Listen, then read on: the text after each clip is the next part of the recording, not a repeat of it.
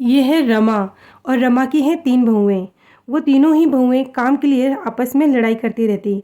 एक दिन रमा ने कहा, अरे मेरे सर में दर्द है, मेरे लिए चाय बना दो।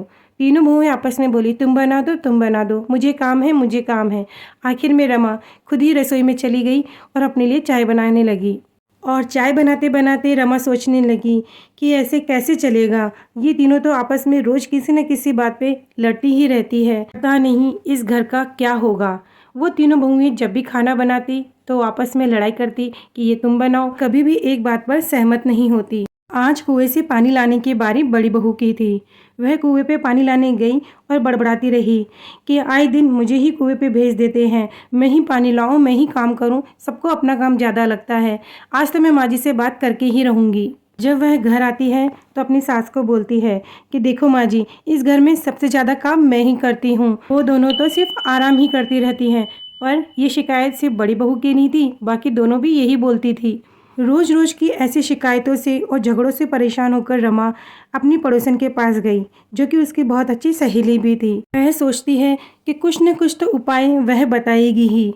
वह बहुत ही उदास मन से बोलती है कि मैं तो आजकल बहुत परेशान हो गई हूँ। घर में एक दिन भी शांति का नहीं निकलता और कोई भी काम समय पर नहीं होता। वह अपनी पड़ोसन सहेली को सारी ही बातें बता देती है और वहाँ उसके आगे बहुत दुखी होकर बैठ जाती है और पूछती है कि अब तुम ही बताओ मैं क्या करूँ।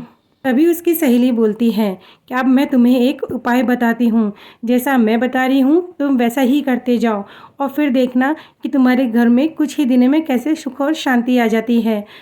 वह सारी योजना रमा को विस्तार से बताती है, पर रमा के मन में फिर भी एक संदेह होता है कि क्या ये काम करेगा। अगर आपको ये कहानी अच्छी लग रही हो तो प्लीज़ मेरे चैनल को ज़रूर सब्सक्राइब कीजिएगा। और फिर वह अपने घर आ जाती हैं और तीनों बहुओं को बुलाती हैं।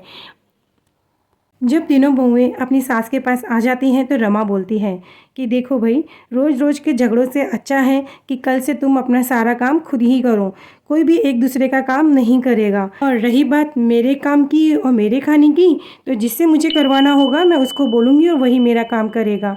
तभी छोटी बहू बोलती है कि माँ जी, आप कहाँ खाना खाओगे? आप क्या मेरे पास रहोगे या इन दोनों के पास में रहोगे?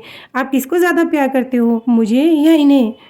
ये बात सुनकर तीनों बहुएं वापस आपस में लड़ने लगी। नहीं आप मेरे पास रहोगी, नहीं आप मेरे पास रहोगी। और रमा बोली, मैं तुम तीनों के पास ही रहूंगी, चिंता मत करो।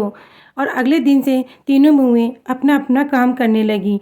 पहले बड़ी बहू ने अपना खाना बनाया और सोचने लगी, हे भगवान, आज तो बहुत टाइम लग गया, एक खाना बनाने के अंदर मुझे इतना टाइम लग गया। फिर दूसरी बहू ने खाना बनाया तो उसका हाल भी यही हुआ कि उसको भी उतना ही टाइम लगा जितना कि बड़ी बहू को टाइम लगा था। और फिर तीसरी बहू को कौन सा काम जल्दी होने वाला था, उसको भी वही टाइम लगा और सोचने लगी कि ऐसे तो काम नहीं चलेगा।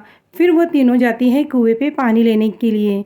पानी लेने के लिए जब तीनों मिलती हैं तो कहती हैं, आज तो दिन का पता ही नहीं चला कहाँ निकल गया, सारा दिन तो सिर्फ खाने में काम करने में ही निकल गया।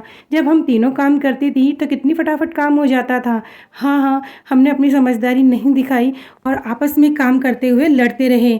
आज अलग अलग काम कर रहे हैं तो मेहनत भी ज़्यादा लग रही है और समय भी ज़्यादा लग रहा है। फिर वो तीनों बहुएं अपनी सास के पास जाती है और बोलती है कि माँ जी, कल से हम एक साथ ही खाना बनाएंगे और एक साथ ही खाएंगे और हम अपने काम का इस तरह से बंटवारा करेंगे कि हमारे बीच में लड़ाई भी नहीं होगी। रमा मन ही मन मुस्कुराती है और उनसे कहती है, देखो, अगर तुमने लड़ाई की तो मैं तुम्हें वापस फिर से अलग कर दूंगी। और फिर क्या, दूसरे दिन तीनों बहुओं ने अपना अपना काम बांट लिया और खुशी खुशी काम करने लगी और देखते ही देखते फटाफट काम होने लग गया। और उन्होंने आज तो बहुत सारा खाना बनाया था और अपनी सास के साथ बैठ के उन्होंने उस खाने का आनंद लिया और कभी भी झगड़ा न करने का फैसला किया। इस तरह से रमा का परिवार फिर से एक हुआ और हंसी खुशी रहने लगे।